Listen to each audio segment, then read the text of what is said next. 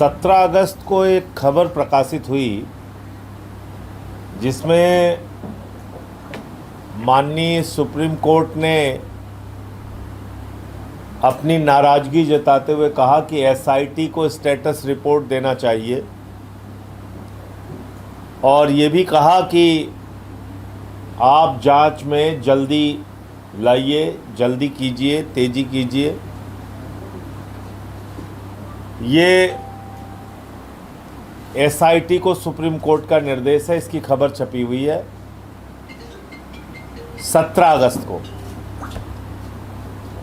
और एक खबर और छपी हुई है इसी दिन कि चंपत राय के साथ अनिल मिश्रा को भी क्लीन चिट, सबसे ज़्यादा लगे थे आरोप। मतलब जब सुप्रीम कोर्ट निगरानी कर रहा है एसआईटी की, स्टेटस रिपोर्ट मांग रहा है कि भाई कहां तक आपकी जांच पहुंची, उसका स्टेटस बताइए, ऐसे समय में अखबारों में खबरें प्रकाशित कराई जा रही हैं कि चंपत राय और अनिल मिश्रा को क्लीन चिट मिल गई। यानी कि चढ़ावे चोरी और चंदा चोरी के मुख्य आरोपियों को पूरी तरीके से क्लीन चिट मिल गई। अब यह मामला क्या है? यह मामला है, एक एसआईटी बनी थी पूर्व में जिसमें विजय पंत जी, विजय विश्व पंत शायद नाम उनका, विश्वास पंत, विजय विश्वास पंत जी अध्यक्ष थे उस एसआईटी के। और उस एसआईटी की एक रिपोर्ट लीक हुई थी, वो रिपोर्ट की कॉपी हमारे पास है और इसमें पन्ना नंबर 6 गायब हो गया था। पत्रकारों के पास सब था लेकिन पेज नंबर 6 गायब था। आज वो मैं पेज नंबर 6 आपके सामने पढ़ने जा रहा हूं। वो पेज नंबर 6 भी मिल गया है और ये रिपोर्ट राम जन्मभूमि ट्रस्ट के 6 जुलाई की मीटिंग के पहले लीक कर दी गई थी, क्योंकि 6 जुलाई की मीटिंग का जो एजेंडा था, गोविंद गिरी जी जो कोषाध्यक्ष जी ने बुलाया था, उसमें एजेंडा था चंपत राय और अनिल मिश्रा के इस्तीफे पे चर्चा और दूसरा एजेंडा था एसआईटी की जो रिपोर्ट आई है कि किसके किसके ऊपर आरोप लगा है, नहीं लगा है। तो आनंद फानन में यह रिपोर्ट पेज नंबर 6 गायब करके जारी कर दी गई कि देखिए देखिए साहब, इसमें तो कोई दोषी है ही नहीं है, न चंपत राय जी दोषी है, न अनिल मिश्रा जी दोषी है। क्योंकि उनको भरोसा था कि राम जन्मभूमि ट्रस्ट जो मीटिंग करने जा रहा है, हो सकता है हमारे इस्तीफे को अस्वीकार कर दे और चंपत राय और अनिल मिश्रा दोबारा आ जाए। लेकिन ऐसा हुआ नहीं। उसके एक सीनियर सदस्य ने विरोध किया, जो वकील हैं, ऑनलाइन शायद जुड़े थे, और इनका इस्तीफा वापस नहीं हो पाया। अब पेज नंबर 6 क्या कहता है? एक तो पेज नंबर 4 है जिसमें बताया गया है कि किस तरह से 40 दिन में 70 बार चोरी हुई।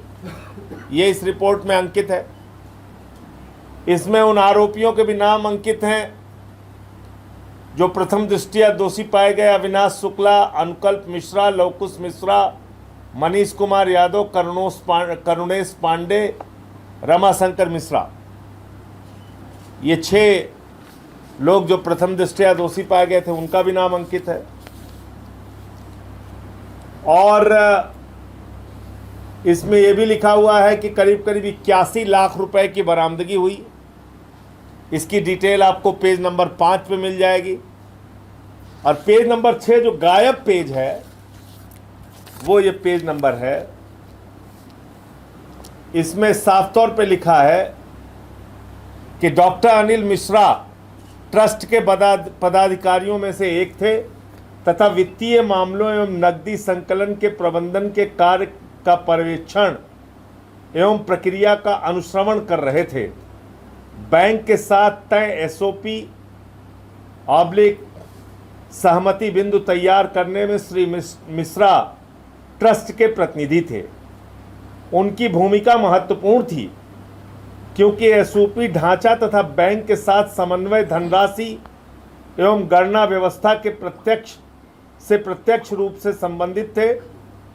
तलाशी न किए जाने का विषय भी उन्हें आंतरिक माध्यमों से अवगत कराया गया था। इसके बावजूद तलाशी व्यवस्था लागू कराने हेतु कोई प्रभावी लिखित निर्देश जारी नहीं किया गया।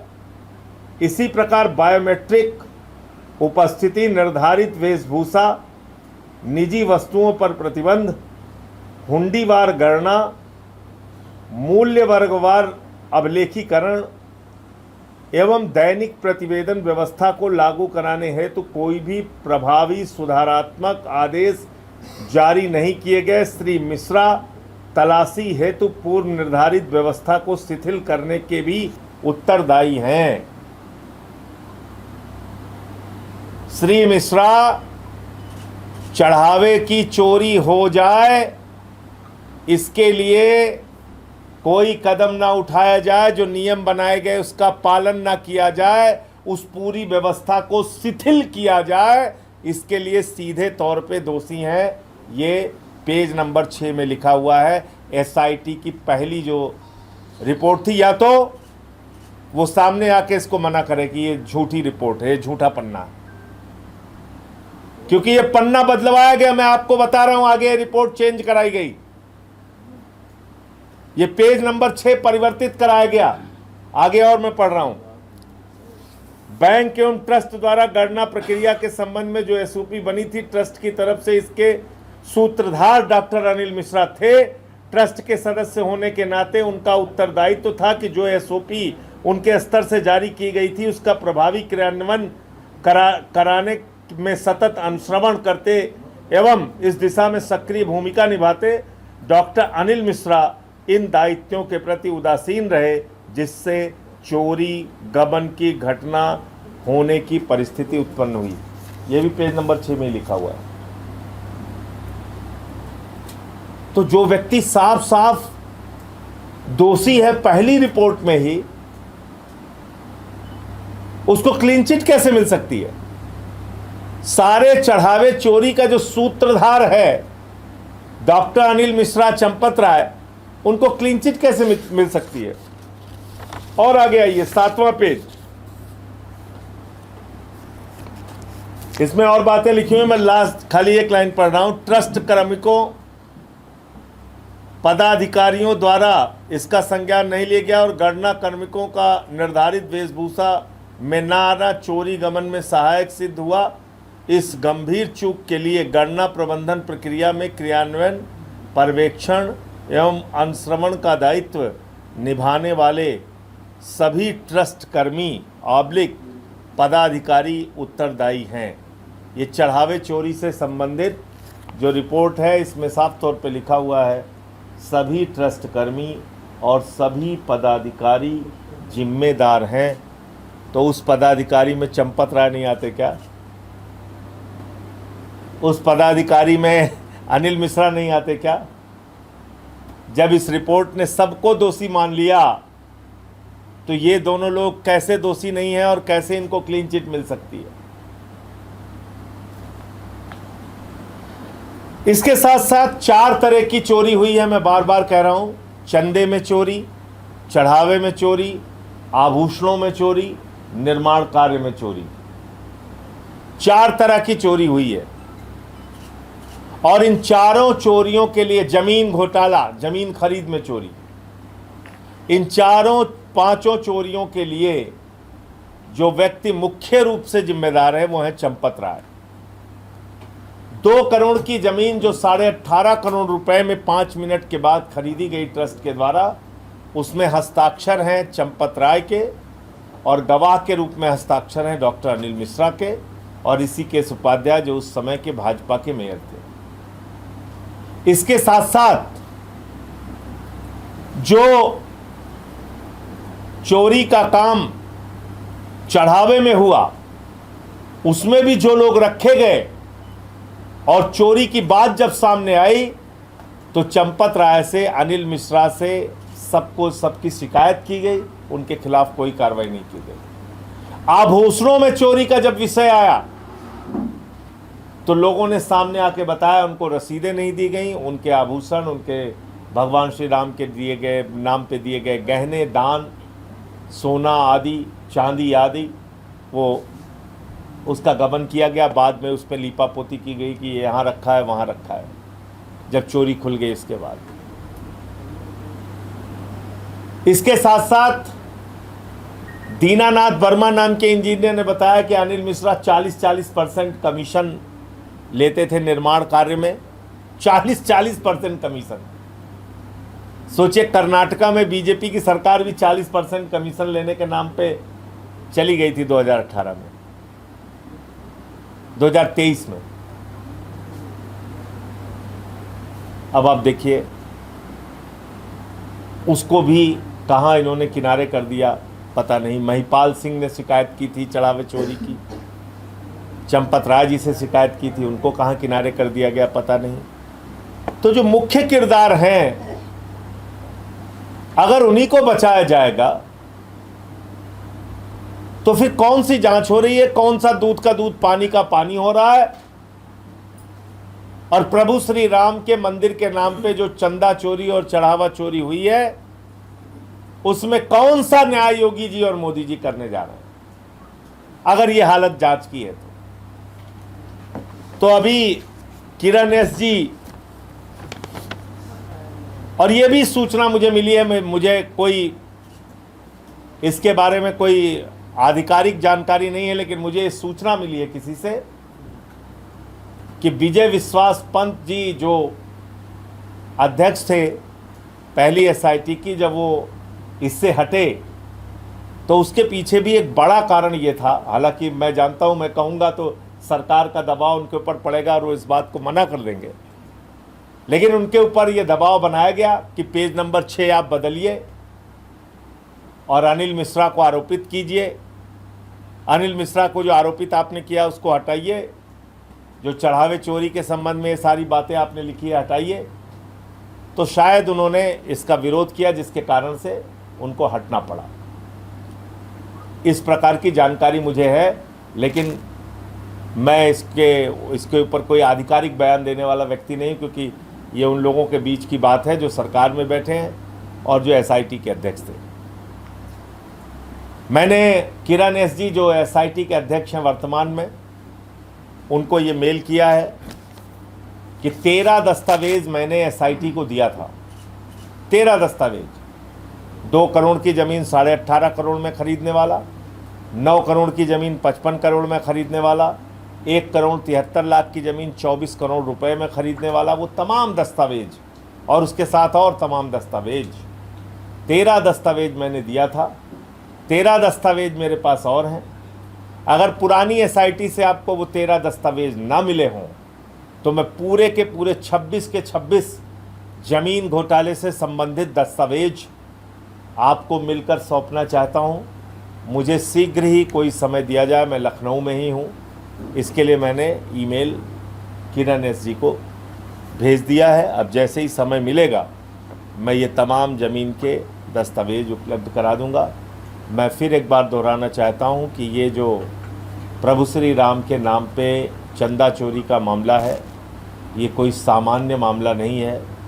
वर्ष 2021 में मैंने ही इस प्रकरण को खोला था सबसे पहले, और अब वो सारी बातें सामने आ रही हैं जो मैंने उस समय बताया था और सच्चाई दिखाई थी। अगर मेरी बात उस वक्त मान ली गई होती तो शायद इतने बड़े पैमाने पे चोरी की घटनाएं और चंदे के गबन की घटनाएं नहीं होती। मुझे इतनी बात कहनी थी। आपका कोई प्रश्न आप पूछ सकते। सर, क्या ये चढ़ावा चोरी का पैसा आरएसएस और बीजेपी के कोष में भी गया या उनके लोगों में को भी मिला है, इसलिए वो बचा रहे हैं? देखिए, जिस तरह से पूरे देश में आपको आलीशान दफ्तर आरएसएस के लोगों के मिल जाएंगे, बीजेपी के लोगों के मिल जाएंगे, तो सीधे तौर पे ये पैसा, देखिए आप याद कीजिए जब प्रभु श्री राम का मंदिर बन रहा था तो उस समय एक मंदिर प्रकोष्ठ बना था।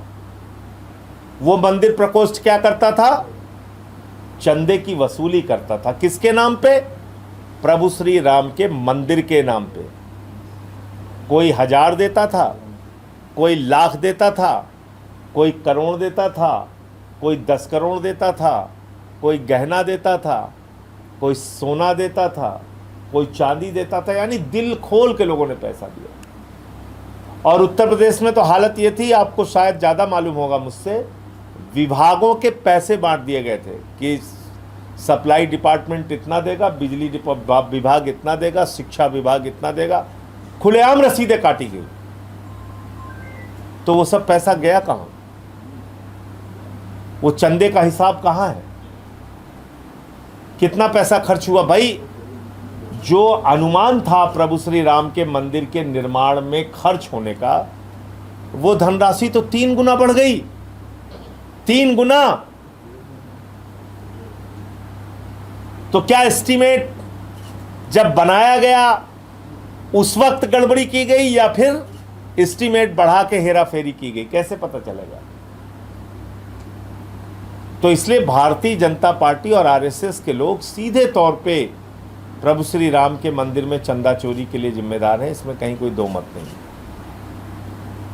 सर, जौहर यूनिवर्सिटी की जो 40 इमारतें थी उसमें 38 इमारतों को अवैध बताकर जो रामपुर डेवलपमेंट अथॉरिटी है उन्होंने नोटिस सर्व किया है। हालांकि इस पूरे मामले पर जो यूनिवर्सिटी ट्रस्ट है उन्होंने कोर्ट का शरण लिया है और कमिश्नर वहाँ 25 अगस्त को वहाँ पर डेट लगी। देखिए, आप पूरे प्रदेश में स्कूलों की हालत देखना है इस समय।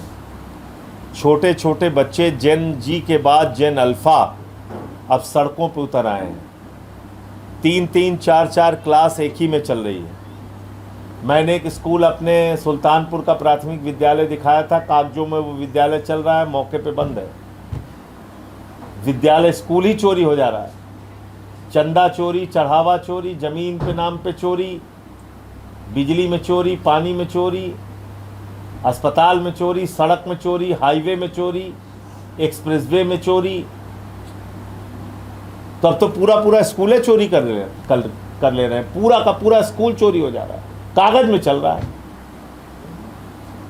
तो जो लोग स्कूल बंद करते हैं, शिक्षण संस्थानों पे ताले लगाते हैं, तो वो तो जौहर विश्वविद्यालय को गिराने के लिए तैयार बैठे ही हैं।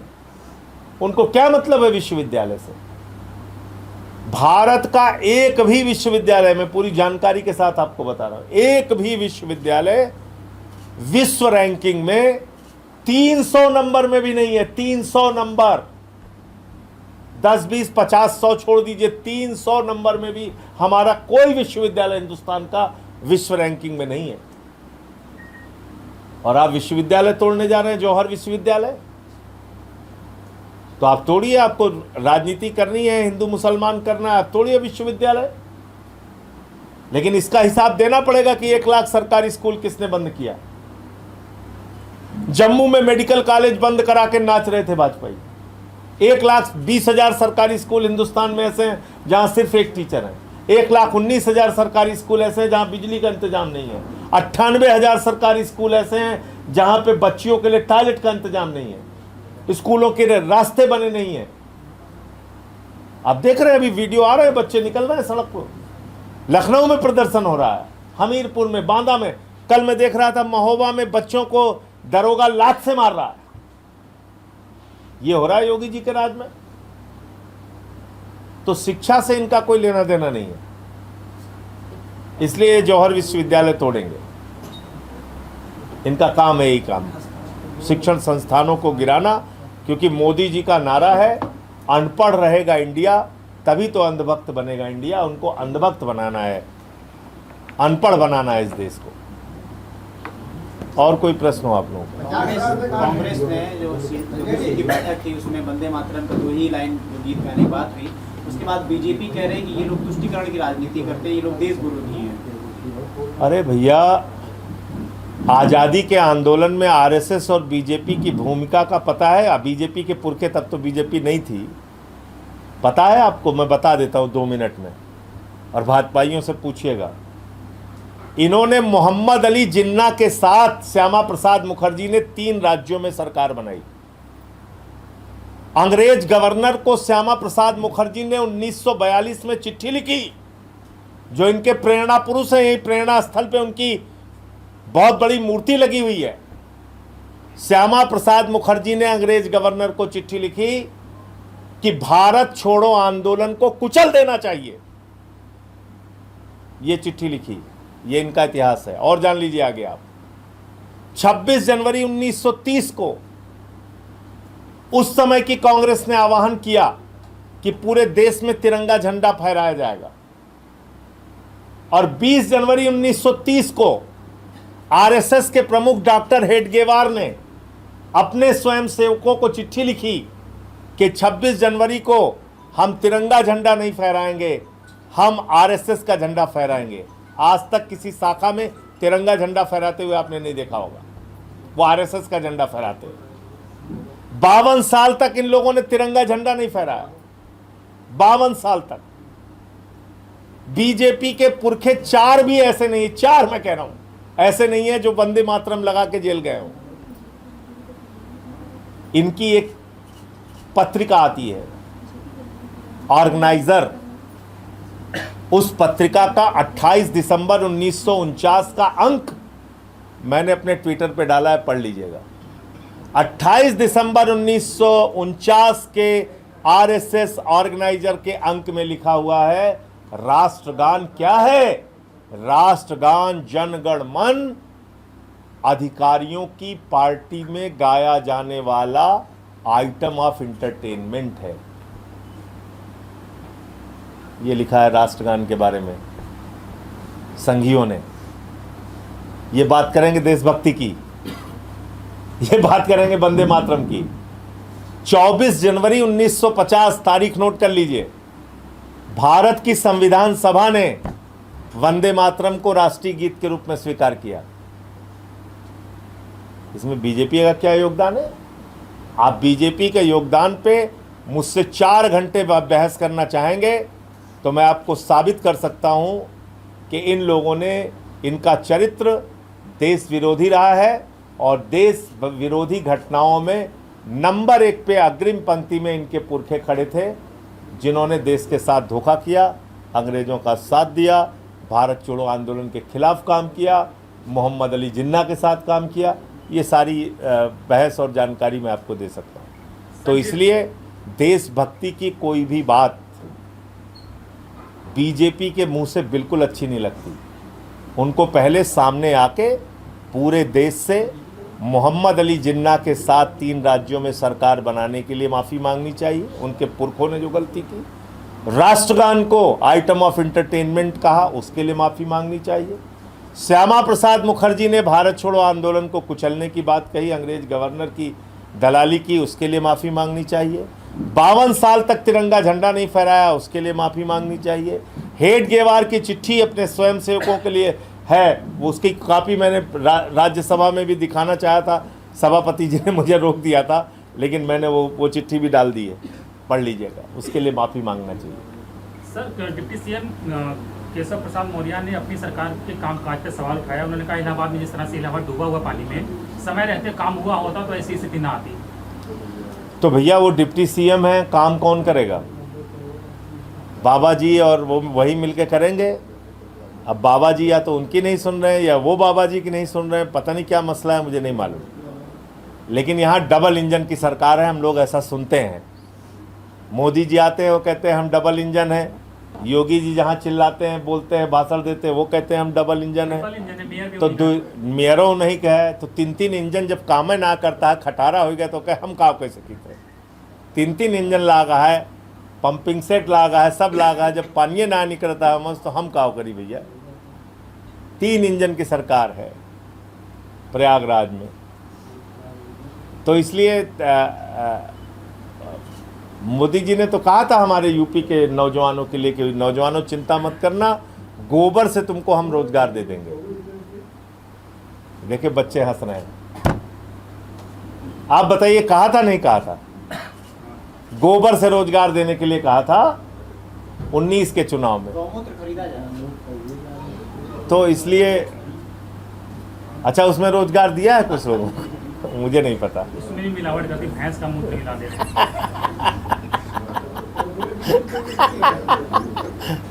मिलावटी गौमूत्र बिक रहा है, ये तो घोर अन्याय है भाई। सर, मध्य प्रदेश में भाजपा विधायक थे पन्नालाल शाह, उन्होंने माता सीता को मौत का सामान बताया। देखिए, मैं आपको क्या कह रहा हूँ, इनके मन में कोई सम्मान नहीं है भगवान श्री राम के लिए, माता सीता के लिए। आप जया देवी कौशल जी हैं, विधायक हैं इनकी पार्टी की, उनका बयान है शीतला माता का मंदिर शायद उन्होंने वहाँ पे काम वाम कराया था, वहाँ अगरबत्ती तक उनको नहीं जलाने दिया। आप सोचिए, क्योंकि वो दलित समाज से आती है। मैं बार बार इनके संगठन के बारे में कहता हूँ कि घृणा से भरे हुए लोग हैं ये लोग, नफरत इनके नस नस में है, भेदभाव पक्षपात ये करते हैं। तो मौत का सामान सीता जी को कहेंगे, इनकी सोच, इनका विचार यही है। आपको याद होगा कि हमारे जो मुख्यमंत्री थे उस समय मध्य प्रदेश के, शिवराज सिंह जी, उन्होंने कहा था भगवान श्री राम है मोदी जी और भगवान हनुमान है अमित शाह जी। ये उनका बयान है, सुन लीजिएगा। और गाना बना था जो राम को लाए हैं हम उनको लाएंगे, ये तो बीजेपी वालों ने बनाया था। उसमें प्रभु श्री राम की तो इतनी छोटी सी तस्वीर थी और मोदी जी की बड़ी वाली तस्वीर थी। तो कब अपमान नहीं करते हैं लोग, बार बार अपमान करते हैं। धन्यवाद।